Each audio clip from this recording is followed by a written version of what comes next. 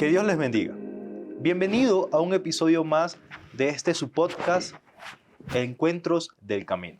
El día de hoy tenemos un invitado muy especial. Él es un graduado del ICEP que estudió dentro de esta institución su licenciatura en teología, luego de estar trabajando en diferentes campamentos y trabajando en diferentes obras cristianas. Regresó a la institución, pero ahora como profesor, y también ha adquirido su magíster en teología. Estamos hablando del profesor John Cuarán. Un gusto en tenerlo aquí, profesor. Oh, gracias, hermano. Pensé que estaba hablando de otra persona.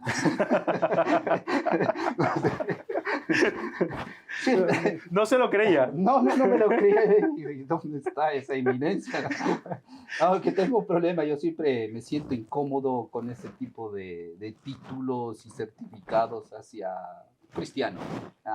Realmente me gusta que me presenten como un seguidor más de Jesús y que tengo familia. Eso es lo principal para mí después de Dios. Pero bueno, no, gracias por esa presentación. Muy bien. Ya estaba esperando que pasara otra persona. Sí. Yo creo que sí. Se equivocaron, no soy el entrevistado. No se preocupe, profe. Ya entonces para las próximas que lo tengamos como invitado, ya las personas lo van a conocer. Gracias. Y no tenemos que presentarlo así. Bueno, gracias. Vamos a hablar un poquito, entrando en tema, sobre los institutos bíblicos, sobre si son bíblicos en realidad, cuál es la principal motivación de tener un instituto bíblico, cuál es la principal visión, misión de un instituto bíblico, y sobre cómo estos afectan a la obra de Cristo y a las personas que vienen acá. Para eso quiero que iniciemos un poquito sobre cuál fue el motivo por lo cual se creó un instituto bíblico y decidieron estudiar la Biblia de una manera mucho más formal. Porque si mal no recuerdo, antes los institutos bíblicos no existían en Latinoamérica y los hermanos aprendían de lo que les enseñaban los misioneros que venían aquí en Latinoamérica. Los hermanos aprendían por medio de esos libros y revistas como la del hermano Larry White. Entonces, ¿por qué decidieron hacer los institutos bíblicos y formalizar más eso y dar licenciaturas, maestrías y doctorados en teología? Sí. Ciertamente los primeros misioneros que llegaron al contexto ecuatoriano, que es donde nos encontramos, su entrenamiento, su discipulado fue práctico, fue empírico.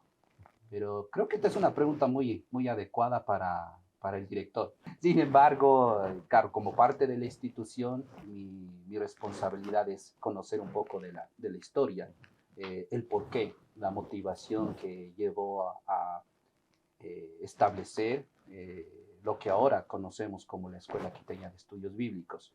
Y voy a hacer solamente una reseña muy rápida.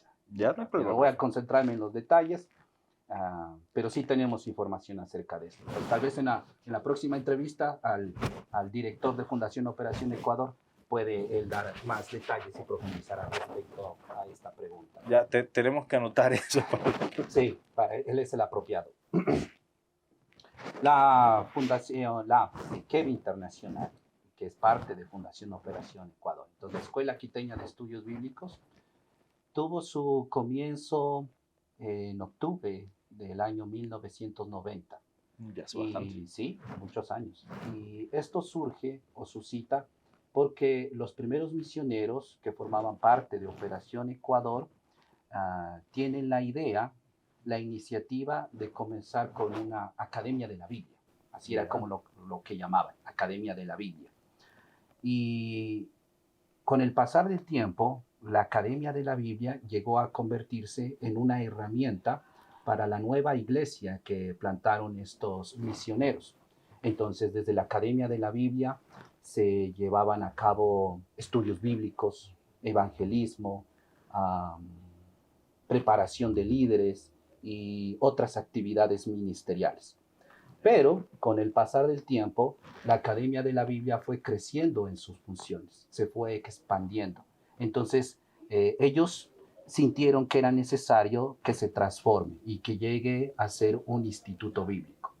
Así que de esa manera surge lo que se conoce actualmente como la Escuela Quiteña de Estudios Bíblicos Internacional y ofreciendo becas a tiempo completo. Las personas interesadas comienzan el proceso de aplicación, comienzan el proceso de admisión, van enviando sus carpetas, van enviando sus documentos y después de un tiempo, cuando ya se cumplen las fechas, procedemos a examinar esta documentación, estas carpetas, y aquellos que son aceptados, aquellos que han cumplido con todos los requerimientos, llegan a ser aceptados en calidad de estudiantes por 3 años, que ese es el programa que tenemos en la Escuela Quiteña de Estudios Bíblicos.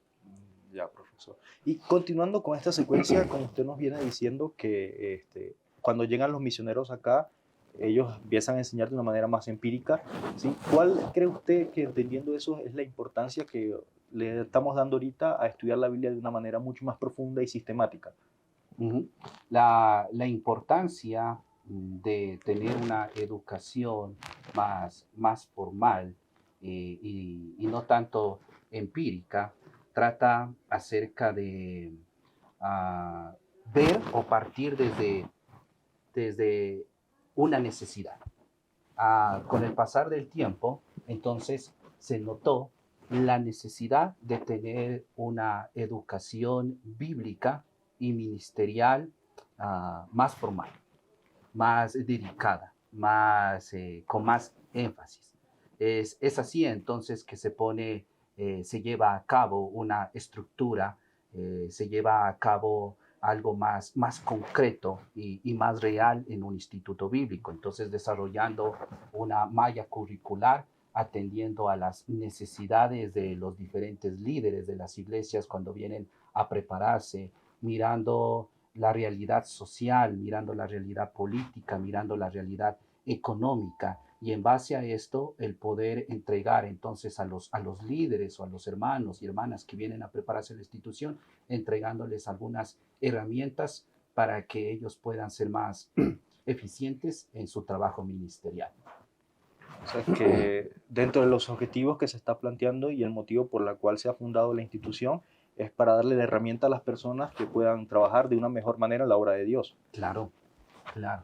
Esa es parte de la motivación, parte de los propósitos, el por qué existe la Escuela Quiteña de Estudios Bíblicos. Proporcionar herramientas, tratar de hacer todo lo posible para que sean herramientas actualizadas y que los estudiantes que vienen acá puedan apropiarse de estas herramientas y después de su graduación con esto poder servir de una manera más eficiente en las iglesias y para la gloria del Señor. Amén. Y entrando en un tema que ha generado un poquito de polémica en algunas personas, las escuelas bíblicas en realidad son bíblicas.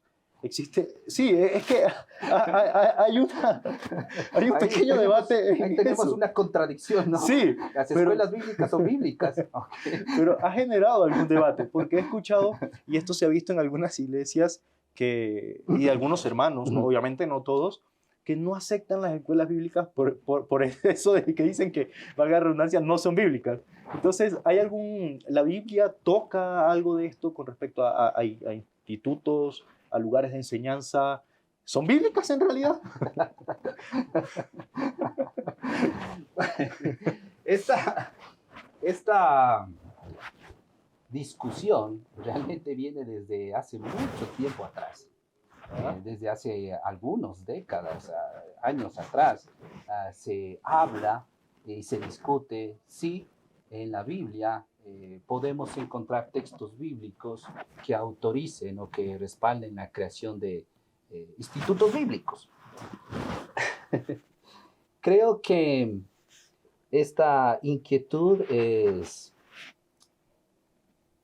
viable, es importante, pero se la está planteando de una forma superficial. ¿Ya? ¿Por qué sería? Porque no se está entendiendo las razones. No se está entendiendo las razones que han llevado al establecimiento de institutos bíblicos, no solamente aquí en Ecuador, en la ciudad de Quito, sino en diferentes países de Latinoamérica, Sudamérica y Centroamérica. Y una de estas principales razones para establecer o crear institutos bíblicos es que se reconoce la necesidad de educación bíblica y de educación ministerial. Entonces hay esa necesidad. Entonces se parte de esta necesidad para tener un motivo, un propósito, una razón y crear los institutos bíblicos. Entonces allí tenemos el andamiaje, tenemos la base que hace que surjan los institutos bíblicos. Ahora, institutos bíblicos de manera presencial, pero también institutos bíblicos en línea. Y eso es grandioso, eso es increíble. Sí, de hecho, la IQED cuenta ahorita, la Escuela Quiteña de Estudios Bíblicos cuenta ahorita con esas dos modalidades, Claro, tanto presencial como virtual. claro. Pero con respecto a lo que usted me viene hablando sobre esos principios que encontramos, ¿cuáles podrían ser algunos de esos principios que encontramos que hable sobre la importancia del estudio bíblico y del conocimiento espiritual? Okay. Porque van de la mano. Ya, entonces en ese sentido,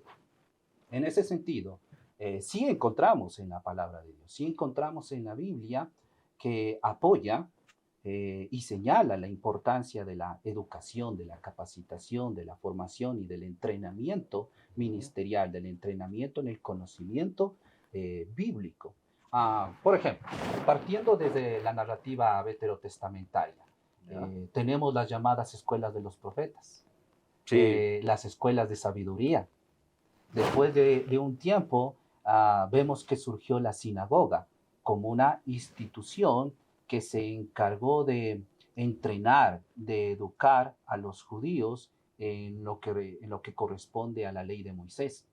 Y si ya vamos al Nuevo Testamento, exactamente en los Evangelios, vemos que frecuentemente se hace referencia a los maestros de Israel, que en ese momento, ¿quiénes eran? Los fariseos. Los fariseos, los escribas, el mismo Señor Jesucristo, que se habla de él como un maestro, un rabino que enseñaba con autoridad, haciendo diferencia a los fariseos y a los escribas. Entonces, estos maestros en la sociedad de Israel del primer siglo cumplían un rol muy importante en entrenar, en educar a las personas que tenían ese interés de profundizar más en la ley de Dios. Aparte de eso, tenemos, entre comillas, por llamarlo así, la escuela itinerante de Jesús y sus discípulos. Y Jesús entonces entrenó, capacitó, educó, enseñó, caminó con 12 hombres que llegaron a ser muy, muy valiosos en el establecimiento de la iglesia y en el crecimiento del cristianismo durante el primer siglo, los cuales finalmente llegaron a ser considerados por el mismo Señor como sus amigos. Y eso es hermoso. Que serían los apóstoles. Ahí tenemos algunos ejemplos que en la Biblia, tanto en el Antiguo Testamento como en el Nuevo Testamento, se respalda la importancia de la educación bíblica, de la información, de la formación ministerial. Entonces sí tenemos respaldo en ese sentido. Y va a sonar un poco redundante, pero quiero que tratemos de ampliar lo más que podamos en este tema por lo que habíamos hablando de esa controversia de si es bíblico el instituto bíblico. Pero usted me está dando algunos ejemplos de personas que han sido maestros, de escuelas que han enseñado, pero ¿qué personas bíblicas han acudido a estas escuelas y a estas enseñanzas, salvo tomando la decisión de los 12 apóstoles que ya mencionó? Tal vez en el Antiguo Testamento existen algunas personas que hayan recibido esta educación y en el Nuevo Testamento personas que hayan recibido educación. Sí, claro. A ver, entonces, conectándonos con la idea anterior acerca de reconocer la necesidad de educación bíblica y de preparación ministerial. Partiendo desde esto, tomemos el ejemplo de las escuelas de los profetas en el Antiguo Testamento. Por lo que conocemos, las escuelas de los profetas suscitaron en un tiempo, en una época en el pueblo de Israel que era convulsivo, que era difícil para ellos. Estaban en una lucha con el querer obedecer los mandamientos de Dios, pero a la vez tenían todo ese impacto y esa influencia de las naciones extranjeras que lo conducían entonces a la idolatría, a apartarse de Dios. Esa época, a la época que me estoy refiriendo específicamente, es de los jueces. Entonces el Señor Jesucristo, Dios, buscando guiar, orientar al pueblo de Israel, ocasionalmente levantaba a un personaje que es conocido como un juez para orientar, para amonestar, para encaminar al pueblo de Israel. Pero después de un tiempo, otra vez el pueblo de Israel cae en una crisis espiritual y en una crisis de apartarse de Dios, de olvidarse de Dios. Entonces llegamos al momento en que aparece el último juez y un profeta muy importante en la narrativa del Antiguo Testamento, y ese fue Samuel. ¿Mm? Y la tradición rabínica considera que Samuel fue el primer maestro que desarrolló su trabajo como un maestro en el ámbito profético para preparar, entrenar, educar a jóvenes quienes se convirtieron posteriormente en los profetas de Israel. Y tenemos evidencia bíblica acerca de esto. Es importante leer Primera de Samuel, el capítulo 10, el capítulo 19, Primera de Reyes, el capítulo 20, y Segunda de Reyes, a partir del capítulo 2 hasta el capítulo 9, se hace referencia a la existencia de comunidades de los profetas. Comunidades de los profetas, dependiendo de la versión bíblica, en algunas se habla de los hijos de los profetas. Sí. Pero hijos, ¿en qué sentido? Eso es interesante, eso necesitamos nosotros comprenderlo. En el sentido en que eran tomados, entrenados, educados, preparados por los profetas de ese momento, profetas que eran respetados, profetas que eran reconocidos por el pueblo de Israel, en este caso Samuel. También en algunas versiones se hace referencia como a grupos de profetas. Entonces, miren, tenemos allí que la Biblia hace referencia a los hijos de los profetas, hace referencia a los grupos de los profetas o comunidades de profetas, mostrándonos entonces que existieron grupos de profetas que fueron entrenados por un maestro. Entonces, la tradición rabínica explica que el primer maestro en asumir ese desafío, esa función, fue Samuel. Pero después de un tiempo fueron surgiendo otros profetas, también importantes y respetados en el pueblo de Israel. Y allí tenemos a Elías y Eliseo. Y Elías y Eliseo también, por lo que notamos y podemos leer en la narrativa del Antiguo Testamento, eran los maestros de estas comunidades de profetas. Y a su vez tuvieron esa misma relación de Eliseo siendo entrenado por Elías. Claro, y allí vemos entonces cuál era el acercamiento que tenían los maestros hacia sus discípulos, hacia los futuros profetas de Israel. Era un acercamiento de educación, de entrenamiento, pero también era un acercamiento personal, era un acercamiento práctico. Es así que notamos que Samuel tenía su propia residencia. Si recuerdo bien, esto era en Nayot de Ramá. En 1 de Samuel, el capítulo 19, nos cuenta que David estuvo huyendo de Saúl. Y David pensó que el lugar para huir y protegerse era la casa de Samuel. Entonces viajó hasta Nayot de Ramá buscando a Samuel, quien era el profeta de ese momento, respetado, reconocido para recibir protección, para recibir orientación. Y David, cuando llega allá, entonces se encuentra con un grupo de profetas, con una comunidad de profetas, los cuales al parecer estaban siendo entrenados por Samuel. Y esto es interesante, que la palabra Nayot se puede traducir como habitación o edificios. Entonces el sentido es que David llegó a la residencia de Samuel, donde tenía varias habitaciones, donde vivía el profeta junto con sus discípulos, que los estaba entrenando y capacitando para convertirse en los futuros profetas de Israel. Eso me recuerda incluso una historia donde Eliseo hace un milagro de que el hacha flote. Si mi memoria no falla, cuando estudié esa parte, era para hacer hospedaje para los hijos de los profetas. Claro, y eso está en el contexto donde los profetas estaban trabajando bajo el liderazgo de Elías. Entonces ellos estaban llevando a cabo un trabajo ministerial, trabajo físico, y que el trabajo físico era parte de la formación y de la preparación de estos futuros profetas del pueblo de Israel. Entonces los vemos allí construyendo, creo que era una casa, un edificio. Aparte también trabajaba para tener su propio sostenimiento personal. Y Eliseo entonces procede a través de un acto milagroso lanzando una rama al río y que el hacha que se había caído se sumerja. Todos esos eran procesos didácticos, procesos formativos que tenía que ver con la preparación de estos futuros profetas del pueblo de Israel. Entonces el trabajo físico también es bíblico, ¿no? El trabajo físico es parte de la educación bíblica y parte de la formación ministerial. Y eso es lo que aprendemos de Samuel, de Elías, de Eliseo, en su cercanía, en su contacto con los profetas, con los jóvenes profetas de Israel. Es bastante interesante porque cuando nosotros pensamos en institutos bíblicos, solo pensamos entonces que venimos acá a sentarnos a adquirir conocimiento, pero va más allá. Claro. Va más allá porque, bueno, hablando del contexto del ICEP, existe lo que es la parte del trabajo físico, que es ciertas actividades que no requieren tanto la parte académica, sino la parte física, por eso trabajo físico, ¿no? Sí.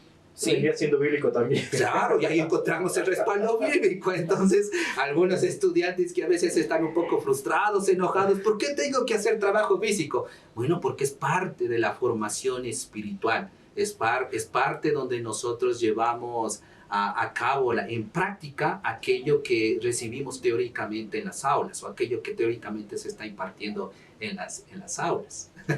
Entonces, a mí me parece un ejemplo muy apropiado justamente para respaldar la importancia de la educación bíblica y de la formación ministerial integral, que ese también es uno de los aspectos importantes que tenemos aquí en la institución. Hablamos de una formación ministerial integral. Tratamos que no sea solamente conocimiento, aunque ciertamente hay un énfasis especial en el área del conocimiento, de la teología. Sí, eso necesitamos admitirlo. Ya, y en el Nuevo Testamento creo que podríamos elegir un ejemplo muy fácil, sería el de Saúl, de Pablo, ¿no? Una persona que estudió bajo los pies de Gamaliel, aquel que es considerado, por los judíos en la actualidad, como un gran maestro. Claro. Muy gran maestro. Claro. Si usted recuerda, el mismo apóstol Pablo es en Hechos, el capítulo 22, cuando después que es capturado en el templo de Jerusalén porque lo culpan, lo acusan de haber introducido a un gentil, entonces ahí se arma un alboroto, la multitud lo agarra al apóstol Pablo, lo sacan del templo y tratan de matarlo. En eso llegan los oficiales romanos a ver qué es lo que pasaba y a través de la intervención de los soldados lo protegen a Pablo. Entonces el procurador de ese momento comienza a preguntar: ¿y qué pasa? ¿Por qué lo quieren matar? Oh, perdido. Sí. Entonces el pobre Pablo seguramente pienso, apaleado, apedreado, tratando de recobrar un poco la conciencia para dar las explicaciones que corresponden, ya que la gente solamente gritaba y pedía la muerte del apóstol Pablo. Una vez que ya lo rescatan, lo recobran al apóstol Pablo de la multitud, él procede a hacer una defensa. Y vemos que la defensa del apóstol Pablo se inicia señalando que él mismo dice que había sido preparado, formado, capacitado bajo la tutela ¿de quién? De Gamaliel. De Gamaliel. Y por lo que conocemos ahora, ¿quién fue Gamaliel? Un gran profeta. Si mal no recuerdo, según la tradición incluso, se dice que cuando Gamaliel murió, muchos judíos decían que se había perdido la ley y el amor por el cariño y la importancia que tuvo este personaje dentro de la cultura judía y entre el pueblo judío. Sí. Entonces vemos que fue un maestro muy importante, respetado en la sociedad judía de ese momento, que formaba parte de una de las instituciones educativas y legales de ese momento, llamados Sanedrín, consejo o concilio, ¿no? Y la importancia de Gamaliel fue tan revelante que aún se mantuvo años después de la muerte de él, y surgió un Gamaliel II. ¿En serio? Sí. No sé. Surgió un Gamaliel II. Creo que podríamos quedarnos aquí bastante tiempo. Sí. Hay muchos ejemplos. Hay muchos ejemplos. Tito, tenemos a Timoteo, como ellos fueron instruidos también por Pablo. Incluso dicen que algunos del mismo Pablo fue instruido dentro del cristianismo por el mismo Bernabé. Claro. Podríamos seguir extendiéndonos aquí. Ahora, claro, para dar más respaldo a eso, miramos entonces que Pablo, correspondiendo a la cultura de ese momento, de ver la importancia de la educación, de la capacitación, del entrenamiento, entonces él fue a Gamaliel. Y Gamaliel lo entrenó, lo capacitó, lo tomó bajo su tutela.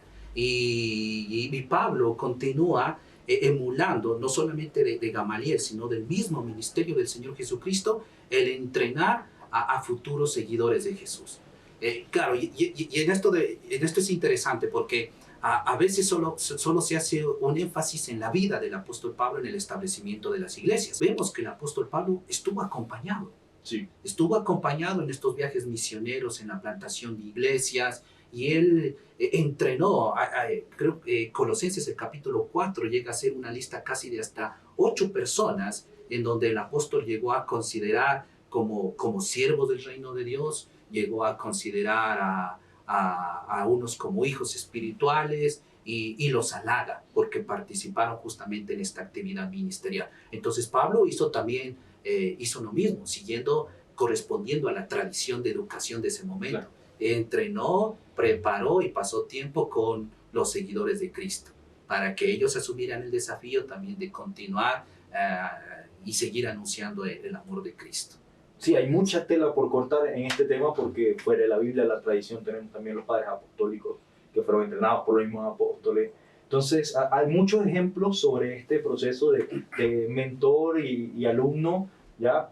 Claro, entonces cuando nosotros hablamos de los institutos bíblicos, lo que queremos que las personas entiendan que hay una necesidad de educación bíblica, hay una necesidad de formación ministerial integral.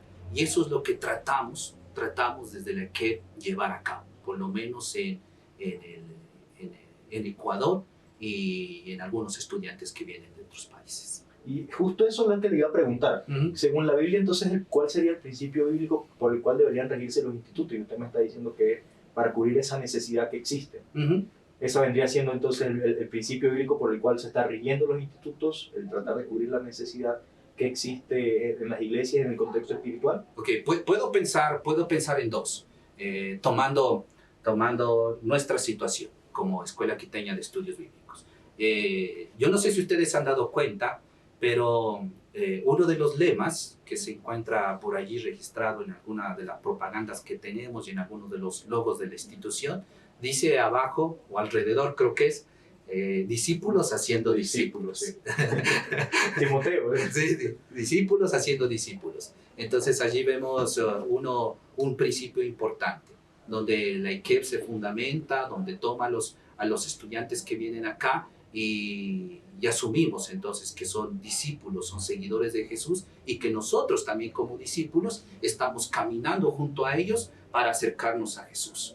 Entonces, ese es el propósito, ese sería el propósito fundamental para la Escuela Quiteña de Estudios Bíblicos, que los hermanos, las hermanas que vienen a formar parte de esta institución se acerquen a Jesús, puedan enfocarse en el Señor, que su vida, que su ser esté en Jesús, en el Dios encarnado. Y que a partir de allí, viene todo un proceso formativo, pero es a partir de Jesús, de nuestra relación y de nuestro conocimiento acerca de quién es Jesús en nuestras vidas. Muy interesante. Y quería preguntarle, ¿cómo entonces es que los institutos bíblicos pueden influir tanto en el conocimiento bíblico de las personas, pero también en su desarrollo espiritual? Porque son dos cosas que son distintas, pero van de la mano. Claro. Porque uno puede crecer en conocimiento, pero no crecer espiritualmente. De hecho, nuestro Señor Jesucristo lo dijo: no todo el que me dice Señor, Señor entrará en el reino de los cielos, sino el que hace la voluntad de mi Padre. Habla de una teología práctica, de un cristianismo práctico, no tanto el conocimiento. Entonces, ¿cómo la institución puede satisfacer esas dos áreas? Sí, y ese es el gran desafío que tenemos actualmente, porque la Escuela Quiteña de Estudios Bíblicos, el tiempo que pasamos con los estudiantes, no está dedicado solamente a la lectura y al estudio de la Biblia.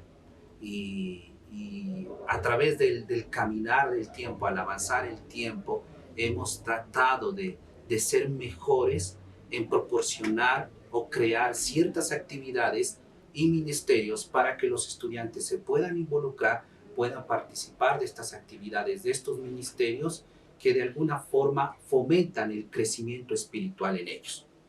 Y que sepan que parte de este crecimiento espiritual, de esta formación espiritual, no están solos, estamos juntos, estamos rodeados de otros cristianos, de otros seguidores de Jesús, que igual tenemos luchas, que tenemos desafíos personales, que tenemos desafíos espirituales, y juntos entonces caminamos y procuramos de una manera intencional la formación y el crecimiento espiritual. Entonces aquí en nuestro ambiente sí hay varias actividades y ministerios que han sido creados con ese propósito, con esa finalidad, ayudar a los estudiantes entonces cuando abandonan el tiempo de aulas puedan en estos ministerios, en estas actividades llevar su fe de manera práctica.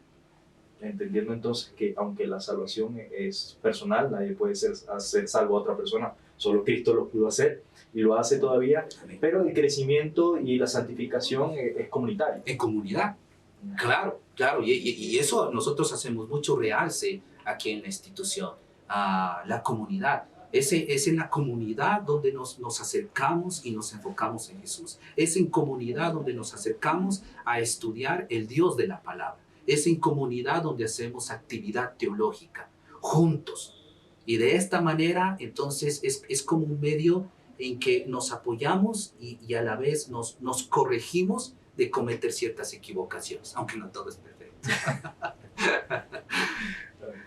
Algo usted dijo al inicio es que la escuela quiteña, ahorita es escuela aquí de estudios bíblicos, la parte internacional, que acepta personas de todo el mundo, de diferentes contextos, y esto es una de las cosas por las cuales consideran que los institutos bíblicos no son bíblicos, es porque dicen el hecho de que en los institutos se enseñan falsas enseñanzas. Viendo el contexto del instituto, que ya habíamos hablado, usted lo tocó, que es internacional, que recibe gente de diferentes lugares, diferentes contextos, ¿qué precauciones toma la escuela o cómo evita la escuela de que otras personas vengan y puedan propagar una falsa enseñanza? Es muy importante que toquemos eso y sepamos qué evita la escuela o qué hace la escuela para evitar las falsas enseñanzas que puedan ser predicadas por personas que vengan de otros contextos.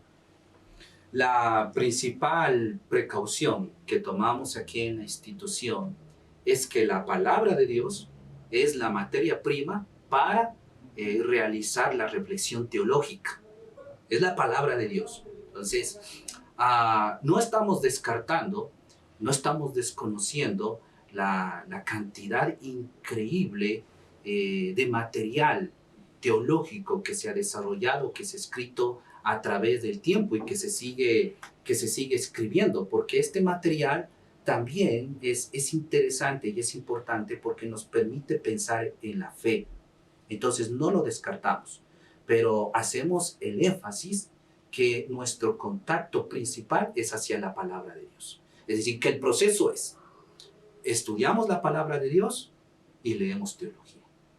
Entonces toda la educación se basa en su centro, en su eje, con la palabra de Dios, un centro más cristocéntrico, Cristo como centro y la palabra de Dios. Correcto. Entonces el énfasis acá es, nos acercamos y desarrollamos una vida espiritual en nuestro contacto con la palabra de Dios, enfocados en el Señor Jesucristo y a la vez tratando de fomentar reflexión teológica.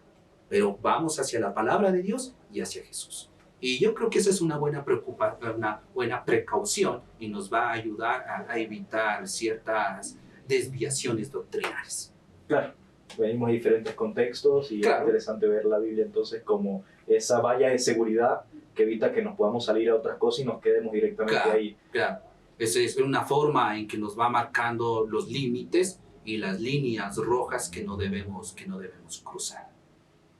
Muchas gracias con respecto a eso, profe. Y quiero que vayamos ahora a la parte ya no de los institutos bíblicos, sino más a los estudiantes y a los graduados de acá de la institución. No voy a hablar en general, no todo sucede con todos los graduados, pero existe un sector de graduados que ha generado mucho conflicto y malestar dentro de las iglesias. Es porque este grupo de graduados salen con una intención de ser conocidos principalmente o reconocidos principalmente por su conocimiento académico y no por la parte espiritual. Muchas veces las iglesias se preocupan por eso. Enviamos a un estudiante, a una persona que se gradúe, y cuando esta persona regresa, olvida la parte de la práctica y se centra solamente en la parte académica. ¿Cómo la institución puede evitar eso como una institución? ¿Por qué cree que ocurre eso? ¿Por qué los estudiantes salen con esa mentalidad, aunque la institución está dándole un énfasis a la parte práctica y física? Claro. Tratamos que la formación durante estos 3 años sea integral. conocimiento bíblico, espiritual y práctico, pero eso es todo un proceso. Y, y aunque los estudiantes vienen y forman parte de este ambiente, siguen luchando. Eso es lo que debemos entender, que siguen luchando eh, después de graduarse, después de salir de la institución. Entonces, para mí es muy difícil tratar de responder esa pregunta porque es diferente en cada caso. Es diferente en cada caso. ¿Cuál es la razón en que los estudiantes, después de que salen de una institución, ya son graduados, ya son egresados de una institución, uh, ponen demasiado énfasis en el conocimiento intelectual, descuidando su vida espiritual? Sería muy difícil de explicarlo porque ya trata de personas, ya trata de situaciones individuales. Pero no sé, ahí sería interesante, tal vez por parte de nosotros, elaborar una encuesta. Estuve pensando en elaborar tal vez un cuestionario y con preguntas de este tipo y hacerlo llegar entonces a los que se han graduado de la institución y que ellos mismos sean dando una respuesta. ¿Cuáles son los desafíos y qué es lo que pasa en ellos cuando salen de un instituto bíblico? Porque cada caso es tan diferente. Claro, Diferente, sí. son un mundo distinto y Sí. puede que haya casos, razones y motivos distintos. Para ir concluyendo, entonces, ¿cuál sería el veredicto final sobre las escuelas bíblicas? Bueno, el veredicto final es que ciertamente en la Biblia encontramos el respaldo, el apoyo para la educación bíblica, para la formación ministerial. Sí hay respaldo. Y es importante entonces mirar cada caso, cada situación y esto implementarlo o aplicarlo aquí en el caso de nosotros como institución, creo que tratamos de emular o de acercarnos lo que más podemos al ministerio de Jesús y lo que Jesús hizo durante algunos años con sus discípulos. Tratamos de caminar juntos, tratamos de compartir tiempo juntos, tratamos de acercarnos a las necesidades de los estudiantes, tratamos de ser amigos, aunque no siempre es posible, porque también eso depende de la disposición de los estudiantes, están abiertos a abrir totalmente su vida, pero queremos ser amigos, queremos conocerlos y saber cuáles son sus luchas y tratar de ayudarlos en la medida que sea posible. Entonces, por si no quedaba claro, la escuela bíblica, los institutos bíblicos sí son bíblicos. Hay un respaldo para la educación bíblica y la formación ministerial. Sí, sí.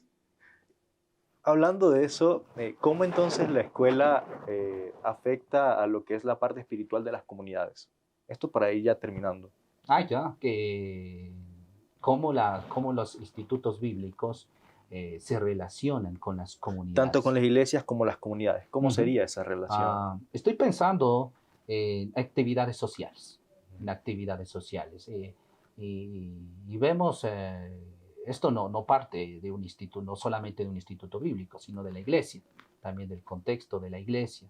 En la iglesia se piensan proyectos, se piensan en actividades sociales que nos permitan acercarnos a las comunidades, al lugar donde vivimos, que las personas puedan conocer en qué consiste, cuál es el propósito, cuál es la misión, cuál es la visión de un instituto bíblico. Entonces, por medio de un instituto bíblico, llevamos a cabo diferentes acciones sociales como campañas médicas, campañas odontológicas, campañas de educación, mingas, capacitaciones.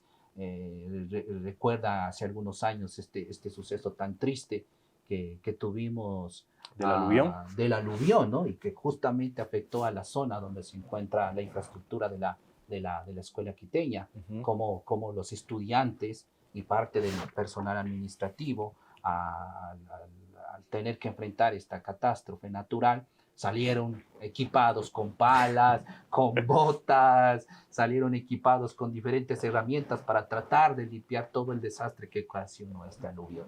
Y eso fue maravilloso, o sea, eso fue increíble. Y yo estoy seguro que la gente se preguntaba, ¿y estos de dónde vienen? ¿De dónde salieron? ¿Y quiénes son? ¿Y cómo así están apoyando, ayudando, limpiando las calles y tratando de ser solidarios con las personas que habían sido afectadas?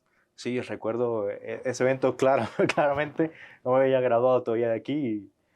Para los que no sepan, los que no nos están viendo fuera de Quito, de Ecuador, el aluvión fue un evento, una tragedia que hubo Sí, aquí ¿qué en la año fue? ciudad.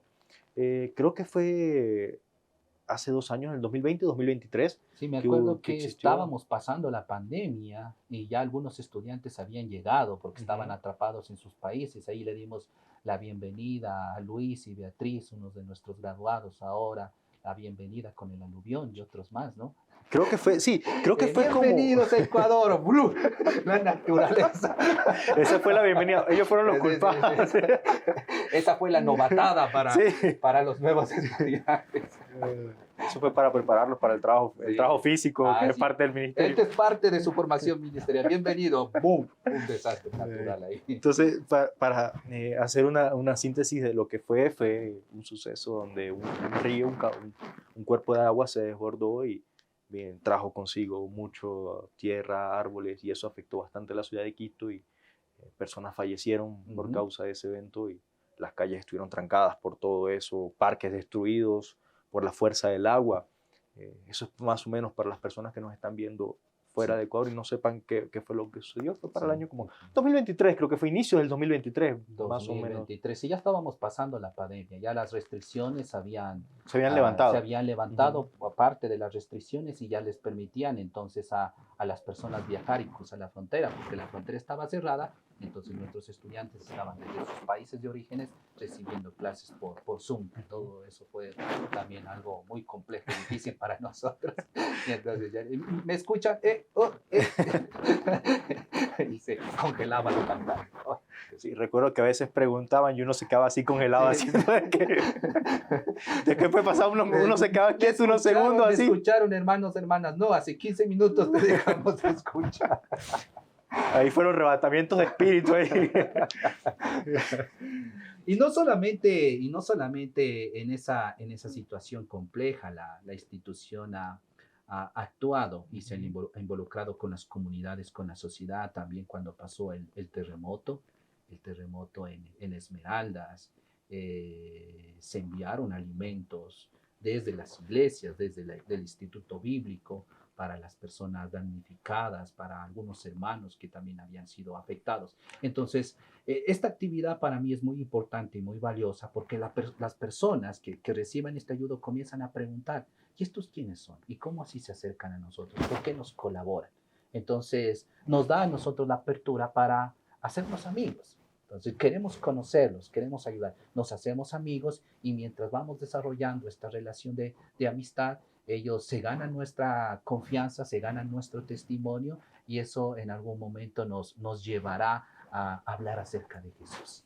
Y como usted lo dice, es muy importante porque nos conecta al ministerio de nuestro Señor Jesucristo. Muchas veces pensamos que el ministerio de nuestro Señor Jesucristo fueron con los 12 apóstoles. Claro. Sin embargo, fue un ministerio muy social, de trabajo social. Entonces, el hecho de que la institución siga ese ejemplo y trabaje con las comunidades y con la iglesia es parte práctica de esta enseñanza y esta formación de los graduados aquí, de las personas que están estudiando. Y ese aspecto nos muestra justamente el escritor del Evangelio de Juan. Sí. A Jesús acercándose a los marginados, a los vulnerables, a los desamparados de ese momento, que eran los niños, las mujeres, los recaudadores de impuestos, los leprosos, los ciegos, y Jesús se acerca a este tipo de personas, estos grupos de personas que habían sido ignorados y relegados por los religiosos. Incluso con los samaritanos, que eran excluidos completamente. Quiero terminar con esta última pregunta, aprovechando que usted ahorita en el pasado tuvo la experiencia como estudiante y en la actualidad. No me pregunte eso, yo estudiante hace años, hermano, cuando aquí no abríamos el texto bíblico, sino las piedras de la ley. ¿Con qué estudio? ¿Con la Biblia? No, con la ley de Moisés. El decálogo, hermano, el decálogo, allí donde Dios escribió los mandamientos en piedra. Esa era nuestra Nuestra Biblia, no, no. Pero sí fue hace mucho tiempo. Pero ¿cómo fue esa experiencia? ¿Cómo fue esa experiencia? Usted que ya estuvo en las dos posiciones, bueno, ahorita se encuentra en la posición de profesor, pero ¿cómo fue la experiencia tanto de estudiante con la experiencia de profesor? ¿Qué puede contarnos un poquito con respecto a esos dos aspectos que usted vivió dentro de la institución? Porque usted fue graduado aquí y ahora es profesor de aquí también, de la misma institución. Claro. ¿Cómo fue su experiencia en esos dos ámbitos? O en esos dos roles que tuvo. Estamos hablando ya más de 20 años. No, y sepan ustedes que, de hecho, yo entré en contacto con la institución aún mucho tiempo antes de ser Escuela Quiteña de Estudios Bíblicos. Entré en contacto con la Academia de la Biblia. Cuando Academia de la Biblia, que fue la primera institución que sirvió de base para lo que tenemos ahora, Escuela Quiteña de Estudios Bíblicos. Y yo acompañaba a mi padre, que era mi padre quien venía a prepararse en la Academia de la Biblia, siendo un muchacho de 15 años. Entonces usted siguió los caminos de su papá. por un lado, sí, trato de seguir el ejemplo de mi padre. Pero sí, estamos hablando de 20 años y en 20 años ha cambiado mucho la EIKE, porque la EIKE ha ido transformándose y atendiendo a las necesidades de los tiempos. Entonces, las necesidades que en ese momento teníamos los estudiantes, necesidades ministeriales, necesidades espirituales, eran muy, de cierta forma, eran diferentes a lo que ahora enfrentan los estudiantes que vienen a la institución. En ese tiempo había más énfasis en el conocimiento bíblico del que ahora tenemos. No digo que no hacemos énfasis en el conocimiento bíblico, pero tratamos de buscar un equilibrio.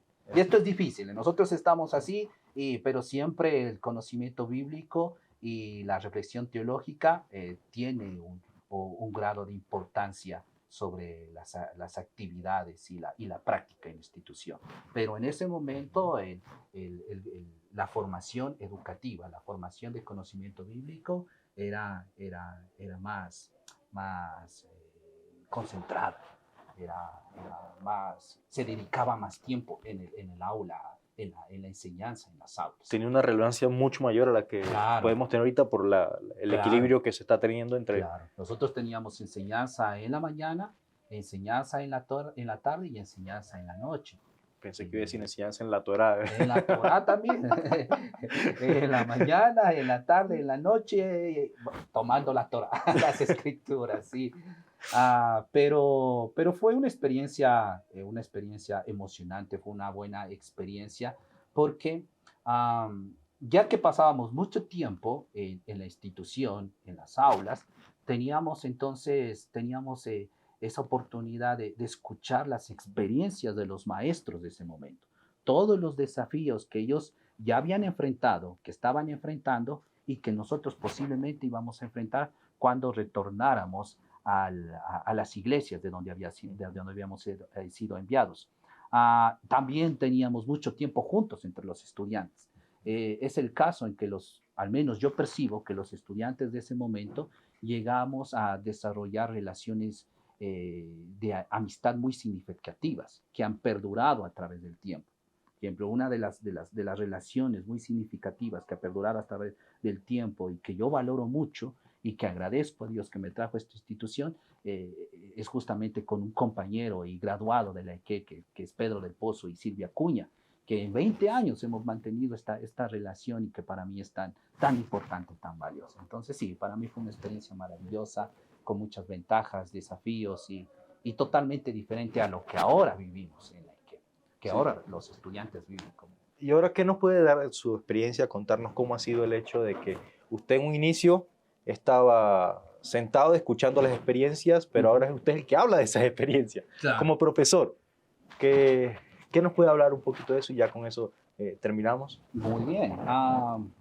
En ese tiempo entonces yo recibí consejos, recibí orientación, recibí el conocimiento bíblico básico para que me permitiera entonces regresar a la iglesia donde fui enviado. Bueno, en mi caso no pude regresar a la iglesia de donde fui enviado. Dios me abrió una puerta, me permitió trasladarme a otro lugar y llevar a cabo una actividad misionera con la iglesia, pero también con labor social.